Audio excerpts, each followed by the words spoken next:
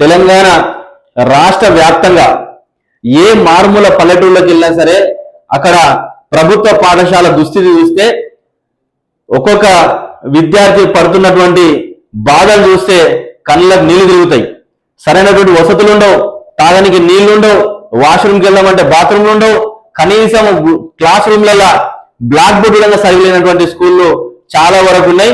వీటి అభివృద్ధి మీద దృష్టి పెట్టకుండా రాష్ట్ర ప్రభుత్వం వీటి అభివృద్ధి మీద దృష్టి పెట్టకుండా ప్రైవేట్ స్కూళ్ళని ప్రోత్సహిస్తూ ప్రైవేట్ స్కూళ్ళని ఇంకా కూడా ప్రభుత్వ అధికారులు కానీ అదేవిధంగా ప్రభుత్వంలో నడిపిస్తున్నటువంటి మంత్రులు కానీ ఎమ్మెల్యేలు కానీ ముఖ్యమంత్రి స్థాయి వ్యక్తి కూడా ఇవాళ తెలంగాణ రాష్ట్రంలో ప్రైవేట్ స్కూళ్ళని ప్రారంభించే కార్యక్రమంలో పాల్గొని ప్రారంభిస్తున్నారంటే వ్యవస్థని ఏ రకమైనటువంటి వ్యవస్థ ప్రోత్సహిస్తా ఉన్నారు.